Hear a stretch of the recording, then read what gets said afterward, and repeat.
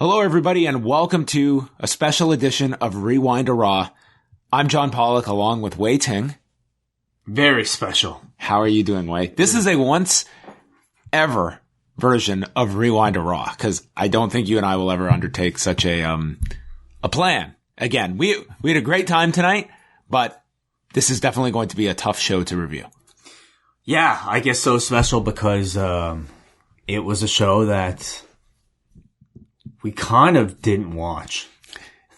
We are going to be very much piecing together Raw. I think we have a general sense, but this is going to be different from our typical reviews where it is very, very detail-oriented. This is going to be kind of a wide brushstrokes, I would say. Yeah, this is a show where probably everybody listening to this who did actually get to see Raw will have a great, far better understanding of the episode than probably John and I. So, what a way to start the show.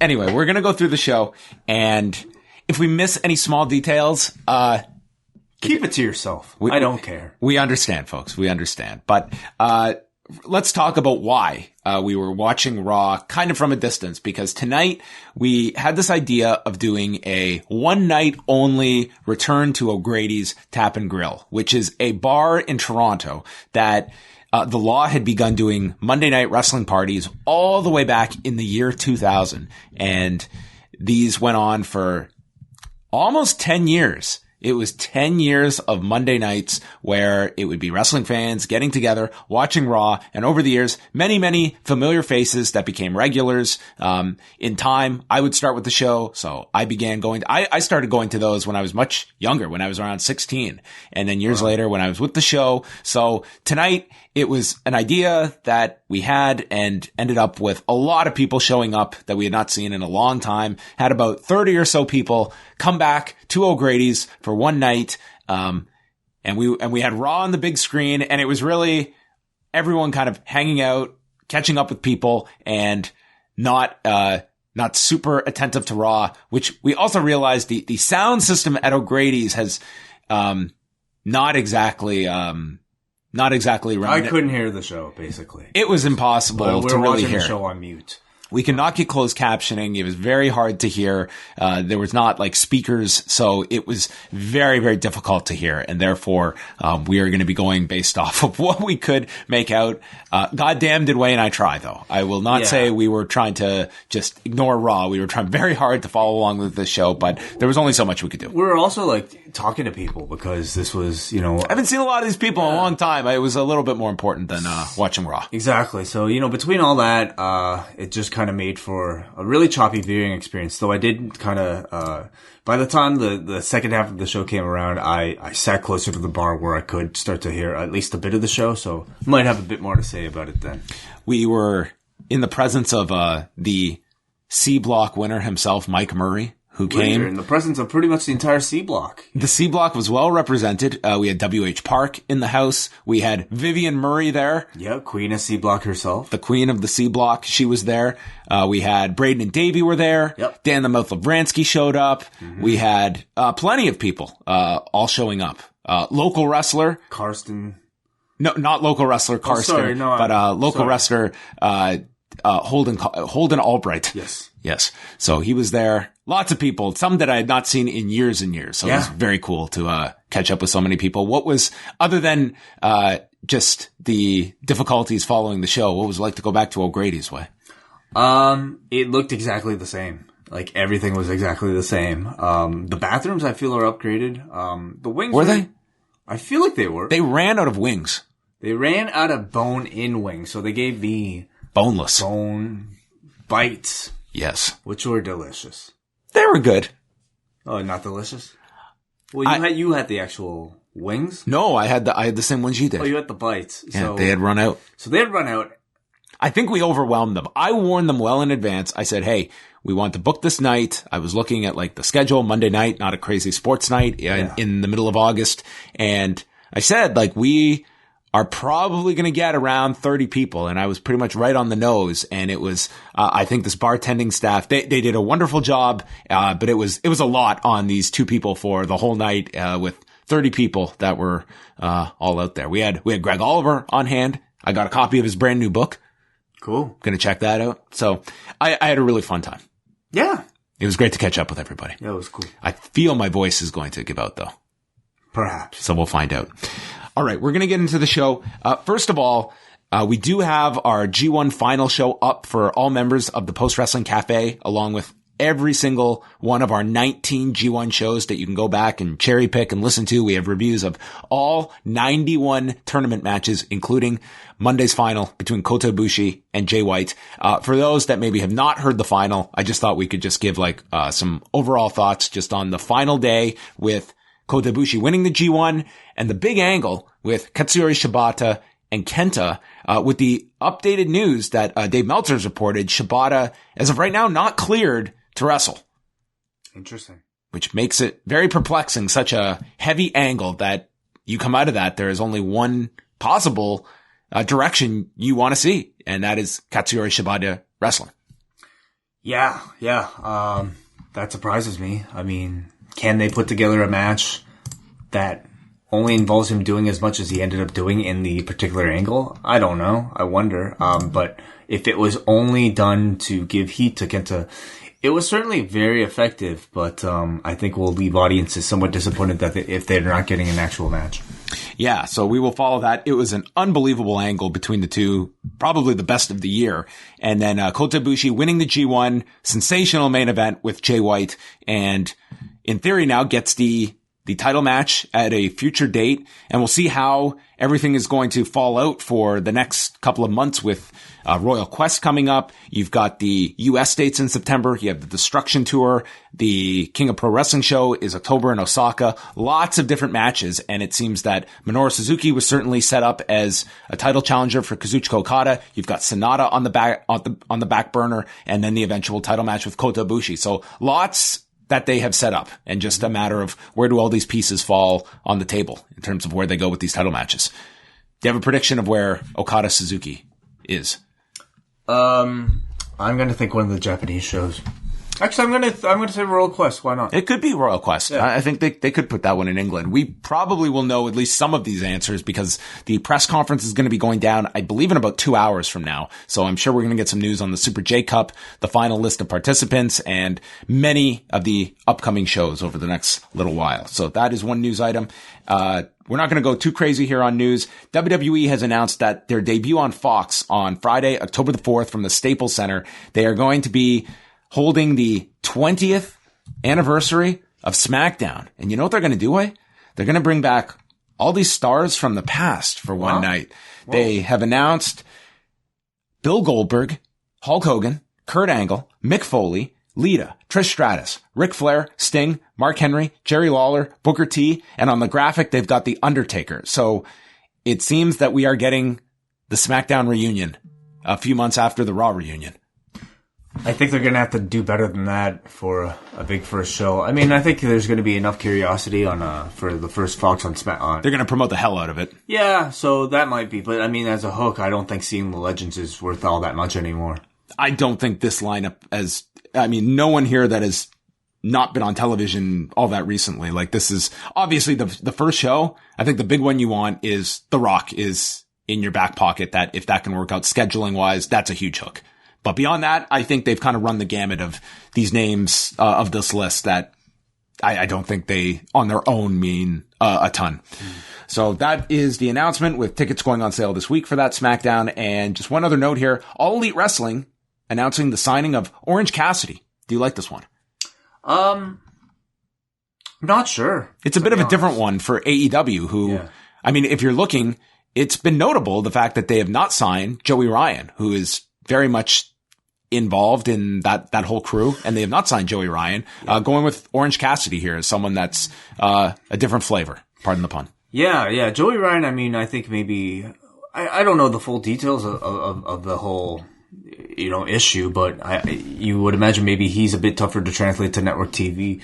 I think Orange Cassidy works, but does he work outside of independent wrestling? Does he work on national TV to a more casual audience who might not completely understand his shtick. I think online, though, I mean, ever since his appearance on a recent AEW event, he's really taken off. A lot of people, I see his GIFs pop up all the time on Squared Circle, so there's a real buzz around him, and surely they can do enough with him on an undercard. But it kind of indicates that they're very much more. He fits more of I would say kind of the comedy, dare I say, librarian type of, gimmick rather than the more serious, perhaps, Road to flavor. Yeah, I'm kind of curious to see how they utilize him, whether it's on Being the Elite and kind of introduce him and what they ultimately have plans for him to do, because it's an interesting character that people get into, but I think you have to add some more layers to that character. And I'm open-minded to see where they go with it. Quickly looking at our shows this week as we, just before we get into Raw, Wai and I will be back for another unique edition of Rewind to SmackDown. This will be, much better planned because Wai, you are going there live to watch and you can just enjoy the show. I will be at home taking notes. So we will be all set for SmackDown and have everyone covered with both the live perspective and me watching back on television. Are you looking forward to this show? I am. Yeah, because I'll be going with a bunch of people who've never seen live wrestling before. So I'm hoping it's a really good show. And I'll be back with the live report. Is your cousin going? He's not. He's preparing for a big, thesis defense. Man, I've never heard of this cousin, but he came to our Q&A show on Sunday and Wai just informs me, this is my cousin. He's never watched a second of pro wrestling, but he listens to all our shows. I can't even remember if we talked about this on a show or not. We did. We did. Yeah. Okay. I'm sorry. Okay. It's late.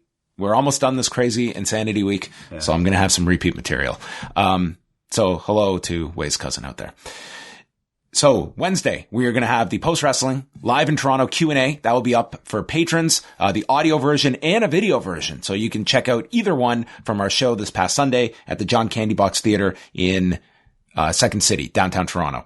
On Thursday, we'll have a new episode of Up Next with Braden Harrington and Davey Portman, the breakout stars of this weekend, I think, SummerSlam weekend. They rose to the next level in their stardom. Thursday, we will also have an interview with WWE referee Daryl Sharma. This should be a fun chat. Daryl came up through the Ontario independent scene and then joined WWE as a referee with NXT. You now see him on the main roster, and he's doing this cool benefit show on Thursday night. It's a Tragically Hip tribute concert that's raising money for a worthy charity fundraiser. So we will chat with Daryl about that on Thursday. That'll take the place of the Café Hangout, which will be preempted this week. Yes, Café Hangout will return next week, but this week we are out. We are not hanging out on Thursday. Friday, we will have Rewind Away number 42, covering UFC 189 from July of 2015, headlined by Conor McGregor and Chad Mendez. That was chosen by Eric Marcotte, who will join us as our Espresso executive producer. And then into the weekend we go, UFC 241 post-show Saturday night with myself and Phil Chairtalk, and 2 editions of Cruel Summer coming your way as WH Park will be chatting the 2013 and 14 finals of the G1. Saturday show is with Rich Craich from Voices of Wrestling chatting about Tanahashi Naito. And Sunday is Kazuchika Okada, Shinsuke Nakamura with the returning Joey Bay. Postwrestling.com, postwrestlingcafe.com. Raw from Monday night was at the Scotiabank Arena. And by the end of the night, Wai, did you hear that they got a new corporate name for the arena? I think I did. It was the Sasha Banks Arena. Wonderful. Very nice. I patted myself on the back for that one. Very good. The show started out with new Universal Champion Seth Rollins coming out with the championship and cut a promo about defeating Brock Lesnar, and then got confronted by the OC, led by AJ Styles, setting up a challenge, and that would be our main event. A rematch for Money in the Bank, AJ Styles, Seth Rollins, non-title match. And they were going with the storyline throughout the day that Brock Lesnar not going to be granted a title rematch. And this would lead to Paul Heyman having a presence on the show. The Street Profits were backstage. We have moved from the Toronto Raptors over to the Blue Jays. That's a downgrade. This year, yeah. This year, I would say so. Year, yeah. Sami Zayn walked in and led to Sami Zayn just running them down and was confronted by Samoa Joe, and it set up a match between Samoa Joe and Sami Zayn for after the commercial break. we had a commercial promoting next Monday on Raw. We are getting the King of the Ring tournament. Mm-hmm. Is this the whole tournament will take place over the course of one episode of Raw? That's what it sounded like. Yeah. One night tournament. It's a self-contained one night tournament that you can tell a story in 3 hours, and hopefully they have a good idea for, rather than just throwing it out there for no reason, that there's an idea. I would imagine there was really, no reason to do this. I mean, for one thing, it's for ratings, but also no real reason to do it unless you want to strap the rocket to one person in particular, and let's see who that person is. Yeah, it'll be interesting if they add something like the winner gets something beyond just a crown. Yeah, who could you see? I could see Drew McIntyre maybe in this role. Mm-hmm. Ricochet, if you're looking at a babyface. King Ricochet. You want to build up some heels for Seth, maybe. And it seems like they're teasing one program with Seth tonight. I've always thought the King of the Ring was a great vehicle to just put somebody into that extra spot. I think tournaments in general are great vehicles. I certainly wouldn't have minded this if this was a pay-per-view, because it adds an element of prestige when I think you do it on a pay-per-view. But, they played a whole history package showing all the other Kings of the Ring, and by now you don't... Not all of them. Not all of them, you're right. No Billy Gunn nor mentions of Mabel. Those ones are forgotten all the time. But, like you lump William Regal in there or Sheamus, in the end, like you forget whether it's TV or pay-per-view. Samoa Joe and Sami Zayn was very quick. Joe was able to lock on the Coquina clutch, and he tapped out Zayn within a minute. Big chance here, and Zayn just getting submitted instantly. It's almost like babyface Joe to me. In Canada. Yeah. Even though you were submitting the Canadian, but it's just like he ran through him and... Well, Joe I think is beloved, but like Zayn is such a joke right now, that I don't think anybody cares if he's like beaten that quickly. Yeah, we moved on from the Aleister Black thing, and then he was just kind of cannon fodder here for Samoa Joe. They promoted a big appearance for later in the show. Stone Cold Steve Austin joins us live on Skype. Mm-hmm. Even you and I were able to do an in-person tonight. Oh. Yeah. Didn't have to rely on Skype. No Skype issues, at least. No. I was hoping they'd make it authentic and we'd get like some buffering or a slow connection. We have to reconnect, Steve. Yes. Just hold on. The Miz and Dolph Ziggler, which had been promoted as for a week now. Miz comes out. He's getting ready for his match. He's got his Toronto is awesome shirt on. And Ziggler comes out, but he is not dressed to wrestle. There are big Goldberg chants, and he said that he was speared so many times on Sunday night, he cannot compete. And it leads to the line that he didn't screw Miz, Miz screwed Miz. 1997, for those keeping track. But then it was all a ruse because he attacked the Miz, and it ends up they get into a match, and the Miz used the figure four. He applied it. I guess Ric Flair retaught it to him on Sunday night at SummerSlam and locked it in. And after a struggle, Dolph Ziggler, just like Yota Tsuji, had to tap. Mm-hmm. How did you like the match?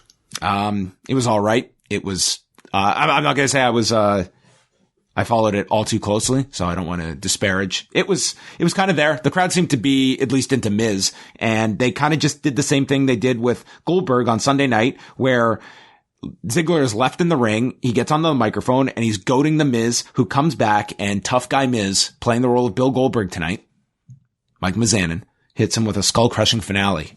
Like they just really just putting Dolph in his place at the moment. He's just kind of the guy getting run over. Sort of the clown right now. Maybe they think it's just a good part of the show. I'm not sure what it's building to. Elias was in the ring and he said this would be historic because this would be the night that his song goes uninterrupted. You won't believe what happened next. He was interrupted by Ricochet to set up a match, and there was this very big dive with Ricochet going through the ropes and to the floor. It ended with a sunset flip off the top for the win, and they were kind of playing up like both shoulders were down as well. So a bit of controversy here between Ricochet and Elias. 2 out of 3 falls match, Rey Mysterio versus Andrade. The first fall ended in about 23 seconds when Zelina Vega got involved, and it led to Andrade getting the very quick fall.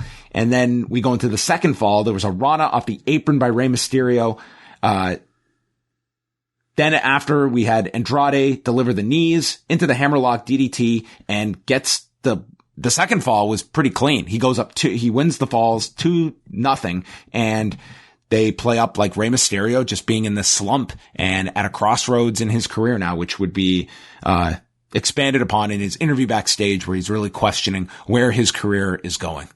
Look like another good quality match from these two. This, from what we saw, this looked like a pretty strong match between these two, that they had. And where this is going, I don't quite know. Like, they're playing like Rey is kind of at the end of the road.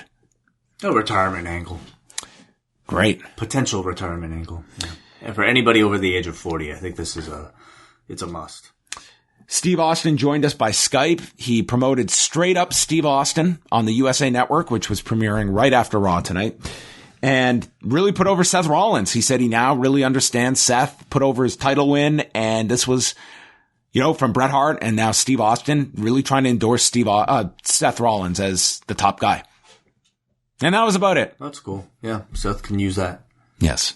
Skype approved by Steve Austin. Montez Ford and Angelo Dawkins were backstage. Dawkins was a wreck from the after party after SummerSlam and was chugging down water. Montez Ford, I think this guy has breakout potential as a big star. Of course. I think this guy could be 2 years from now. This guy could be a major, major star in this company. Mm-hmm. Drew McIntyre cut a promo. He is threatening to cave in Cedric Alexander's skull. So we didn't get it at SummerSlam, but we did get it on Raw. This looked like a hell of a match that these two had. Mm-hmm. There was a border toss into the buckle by Drew McIntyre. Then we had a giant spinning side slam off the buckle by Drew. He gets caught with a Spanish fly off the top with Cedric hitting that, got a big 2 count. And then Drew making the comeback at the end, caught Cedric with the Claymore and won. Again, not following all of this super close, but this seemed to be a really great match between these two. They seem to have good chemistry and probably had this match in mind, knowing that they'd be getting to it, and have built it up for 3 to 4 weeks now. Certainly felt like a pay-per-view quality match, great finish. No Way Jose, Bobby Roode, both returning to television, and Bobby Roode got a win here under 2 minutes with the glorious DDT. There was really no shenanigans here. It was just Bobby Roode getting a solid win over one guy that they haven't been doing anything with, getting a win over another guy that they've been doing nothing with, and seeming that the end result is they may be doing something with one guy and not doing anything with the other guy. I think if there's an attempt to try to push Bobby Roode one more time, I mean, doing it in Canada seems to be a good jumping off point, but I think his issues are more than just in ring. It's a problem with the character, whether or not he's a heel or a babyface. It just doesn't seem like there's much substance to it beyond the entrance. Yeah, we'll see where they go here. I think now that SummerSlam's out of the way, we'll see where some of these other periphery characters end up and if they get some renewed interest. Like, you look at the Viking Raiders, who seem to be just in wait and see mode. You've got teams like the Authors, and I guess Bobby Roode you throw in there, that maybe they'll give some guys a renewed push going into the fall. Paul Heyman was backstage with Charlie, just kind of made fun of her, mocked her interviewing questions, and was talking about not having Brock being allowed a rematch and complaining about it. The Revival took on Lince Dorado and Grand Metalik. This featured a big quebrada by Lince, and before things got into any kind of finishing sequence, the 24/7 crew came out and interrupted the match, including Drake Maverick getting tripped and just face planting down onto the floor. He took this trip full out. I mean, he stole the segment, really. Like, if his idea was to get noticed simply running down to the ramp, he managed to achieve that. Everyone reacted in the bar to this spot, reaction. The bump. Yeah. The Revival is still in the ring. They delivered the Heart Attack to R-Truth, and then the Revival, both of them pinned R-Truth. So we had, in theory, co-champions. Although they didn't both need to be pinned. Only one of them needed to be pinned to lose it. Yeah, I guess that's how it worked here, because Kalisto then delivered the Salida del Sol onto Dawson, but before Kalisto could pin Dawson, he was pulled to the floor. R-Truth was still there, got pushed on top, and pinned Dawson to win back the title. He then gets chased to the back. Drake Maverick is the last one to go to the back, and then R-Truth and Carmella come out of the opposite side of the entrance and proceeded to go around the set into the backstage area where they were standing, and Elias appeared, nailed R-Truth with a guitar shot from behind, and Elias pinned R-Truth. They informed us he is now a 3-time 24/7 champion, and Elias leaves with the 24/7 title. And Truth is a 12-time champion. Right? Oh, wow. Yeah. He's going to be Jerry Lawler in USWA in no time. Yeah, well, they need to add some more people to the mix here, and I guess their idea is Elias. It's fine, it's your typical comedy segment. Maybe people live liked it. I'm getting a little tired of it personally. I think that it's because you kind of expanded to get some new characters in there, and then went right back to Drake and Truth, who are very good, and I think you just. But the roster is way bigger than just these two. Yeah, but you also are not going to have, I think, people at the level of Truth and Drake to pull off this comedy either. So not if you don't give them the chance. Well, that's what this is there for. So we'll see it on Elias now. The big segment of the show featured Natalya coming out in a sling, selling the effects of the Disarm Her from Sunday night at SummerSlam. She said that she suffered a dislocated elbow, but she wouldn't change a damn thing. And she started talking seriously about a dream she had of her dad, Jim Neidhart, telling her how proud he is of her. And it was exactly 1 year ago today that her father passed away. And before she can expand on this story and memory, Sasha Banks' music plays, and Sasha returns, her first appearance since WrestleMania.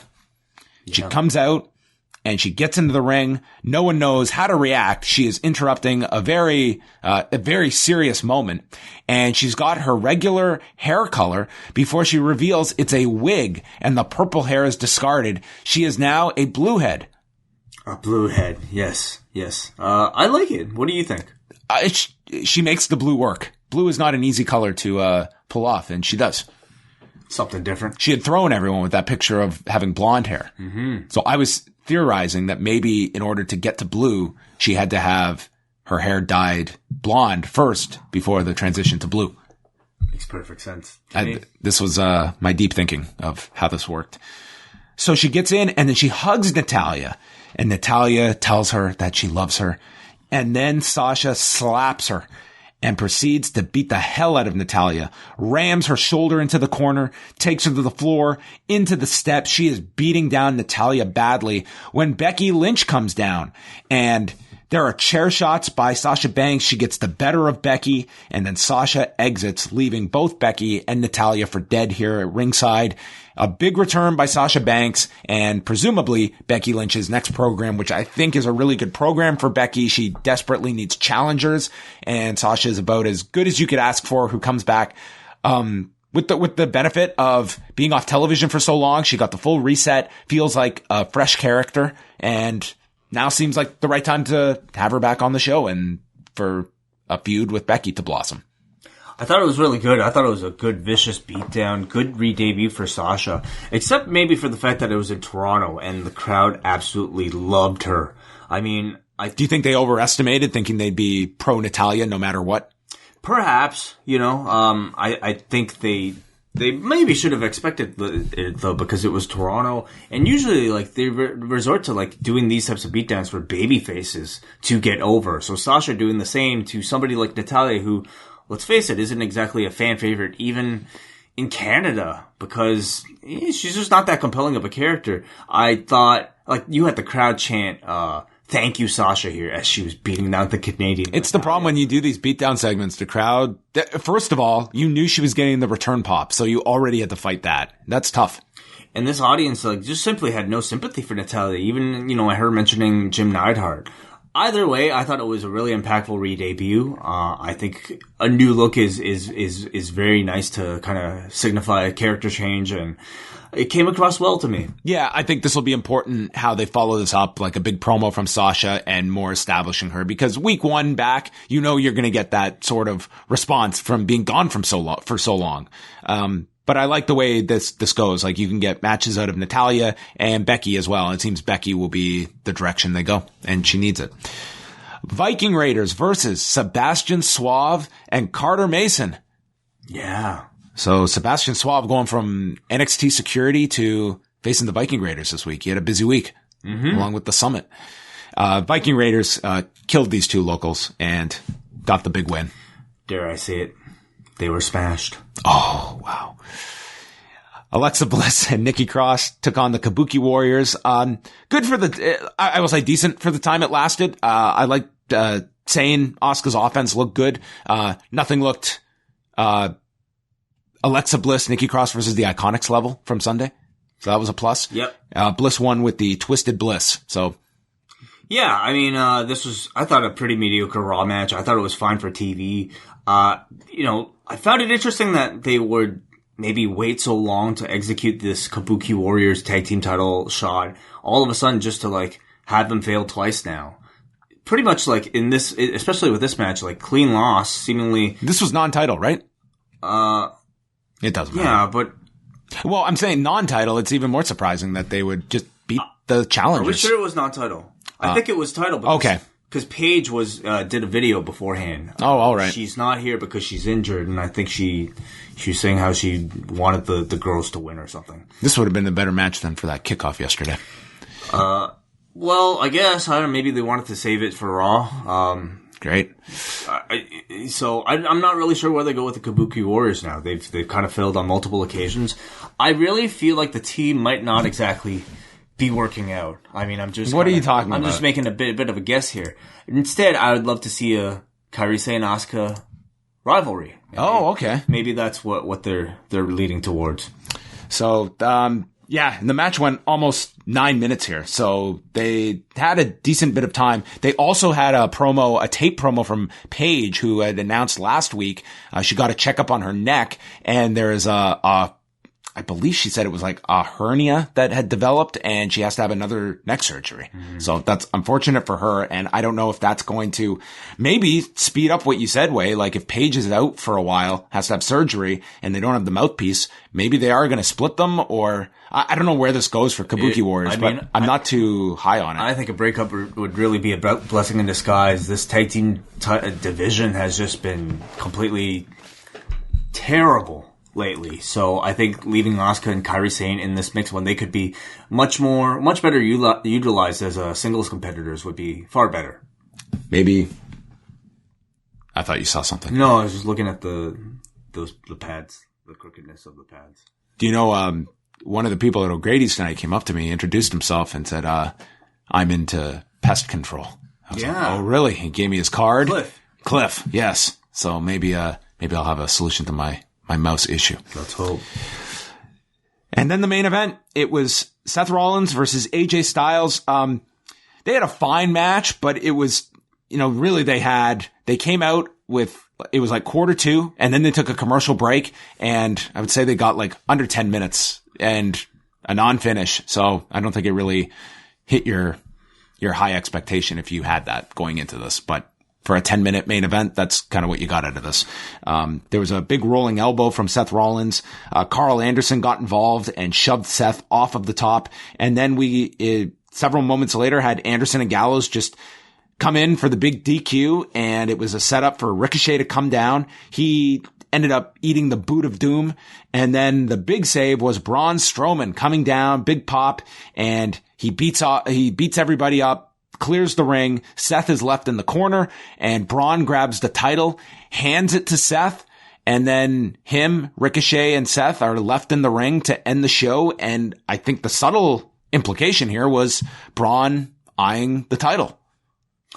Yeah. I mean, otherwise, I don't know why Braun would come out here at all. I don't know. I thought it was kind of a lame ending to the show. There was they were almost teasing like, oh my god, is Braun Strowman going to attack Seth Rollins? But I mean, Braun's not even a heel, so I think it was, if it was like an actual surprise, somebody who we hadn't seen in a long time, it might have come across a little bit better. But to me, it was not a worthy surprise to close the show on. The match, of course, being just a really shitty DQ finish after, again, hyping up the supposed, great encounter between AJ Styles and Seth Rollins. I thought just kind of left a really bad taste in my mouth. I thought it was super lame. And Ricochet just like trying to come out for the save and immediately getting tossed out. Yeah. Made him look like a total geek. He comes in here, so it's like the adult Rollins and Braun saying, hey, I want that belt. Meanwhile, Ricochet is like the little kid who's like, I'm here too, guys. He walks up into the ring to just pose with everybody. So, I don't know. I didn't really like it. Maybe if I was there live, this was amazing. But watching it from the bar with the bit of audio that I could hear, I didn't really like it. No, I I don't think you would have had much of a different experience live. So do you like Seth and Braun as a direction? For a B pay-per-view, I think it's fine. Hardly I think anything that'll really get people excited unless there's a great angle attached to it. But on paper, I just kind of see it as a match. Brock, Rollins wasn't even enough for a lot of people to get that type of interest. I don't really think Braun is going to do that much different. But it's a B show. Yeah, and you don't have a whole lot of challenges ready. There aren't many heels that are ready, and Braun isn't even a heel at this point. Maybe they flip him, but that seems to be maybe where they go for at least the next 4 weeks. So this episode of Raw, I'm not really going to rank it because I don't think we have like a solid assessment of things. I know this is going to be a more truncated version of Rewind to Raw, but it was special circumstances tonight. So I hope everybody understands. Well, let's see what the forum thinks. We're relying on you, everybody. Yeah. So on a scale of 1 to 10, you people gave this a 7.18, one of the better received Raws in a long time. Me? Yeah. Wow. Okay. Let's all right. Hear it. I'm genuinely intrigued by this feedback, in case we missed stuff or what everybody thought. Jay from Colorado writes, what was the deal with Sasha's hair? Does blue hair mean bad Sasha? Did I miss something? Is this like a blue meanie thing? I think way too much was read into her hair. This show itself was fine. Definitely an improvement over previous weeks for me. Some solid matches and good story movement. I'm looking forward to the next few weeks, and it's great to see the King of the Ring is coming back. See, I can be positive about the main roster product. It's easy though. TakeOver and SummerSlam were both fun, and while tonight could have been better, it could have been oh so much worse. Any truth to the rumors about Rusev and Lana taking time off and possibly waiting out their contracts? The last I had heard about Rusev was that he had requested time off, but that was quite a while ago, and he still hasn't come back yet. So it's been a lengthy time. We got a Paul from New Jersey who says, I found the opening between Seth and AJ to be pretty weak, but the crowd was extremely into it. Zayn was hilarious, and Samoa Joe continues to be my favorite thing about the show. This is the most I've enjoyed Dolph in a long time. The Street Profits were used effectively, and Andrade continues to look strong. McIntyre and Alexander had a really good match. I just hope McIntyre doesn't get saddled with the King of the Ring gimmick. Keep that shit away from him. I also didn't mind Rude and Jose. Putting a local guy who doesn't get much television time these days in a quick squash. It makes sense. A delightful episode of Raw. So only complaint was Austin talking about his show. I wanted his computer. Lights go out, a scuffle is heard, and all we hear is Bray Wyatt laughing. Oh. That would have been glorious. The commentary team were pretty funny at points as well. This show was a 9. Wow. P.S. Matt Riddle talking shit about Goldberg on Watch Along was gold. Brandon from Oshawa. Really enjoyed the show, and it almost makes me wish I had gone. Cedric and Drew was one of the best TV matches I can remember seeing in a while. I love that the King of the Ring is coming back. I think everyone's very nostalgic about the King of the Ring. Remember the one with Sheamus. Yeah. The last few have been a little out there. I was always a huge fan of the concept, and one-night tournaments are always fun. I think Baron Corbin should win. I think he can do a lot with the gimmick. My only complaint, I will disagree in the sense, if this is just to give someone the comedy king character, then I think it's a waste.